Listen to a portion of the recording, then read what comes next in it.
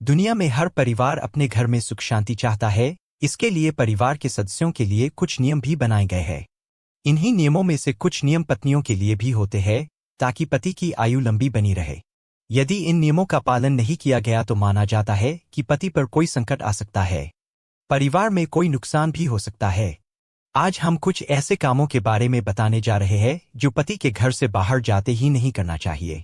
जब आपके पति घर से बाहर जाते हैं, चाहे वह अपने दफ्तर ही क्यों न जा रहे हो, तो उनके जाने के बाद कभी झाड़ू नहीं लगाना चाहिए।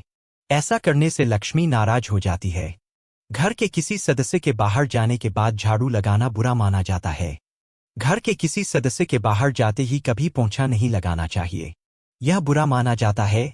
घर के सदस्य के बाहर जाने के कुछ देर बाद या खाने पीने के बाद पोंछा लगाया जा सकता है, लेकिन पहले पोंछा लगाने से घर में बरकत कम होती है।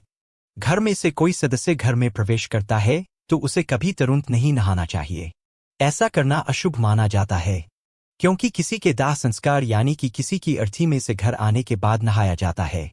अगर आपके परिवार का कोई सदस्य बाहर जाता है या घर में आता है तो तुरंत नाखून नहीं काटना चाहिए, क्योंकि माना जाता है कि राहु बलवान हो जाता है। ऐसा करने से नाखून काटने वाले का भाग्य कमजोर होता है और अशुभ भी माना जाता है। पति जब घर से बाहर जाए तो पत्नी को कभी श्रृंगार नहीं उतारना चाहिए। पति के घर से बाहर जाते ही श्रृंगार उतारना अशुभ माना जाता है, क्योंकि ऐसा उस समय किया जाता है जब पति की मृत्यु हो जाती है। कोशिश करें जब पति घर में हो तब ही श्रृंगार उतारना चाहिए। कभी पति के घर से बाहर जाते ही महिला को अपने बाल नहीं खोलना चाहिए। माना जाता है कि पति के घर से बाहर जाने के बाद बाल खोलने से घर में कंगाली छा सकती है। कोशिश करें कि जब पति घर में हो तभी बाल खोलें।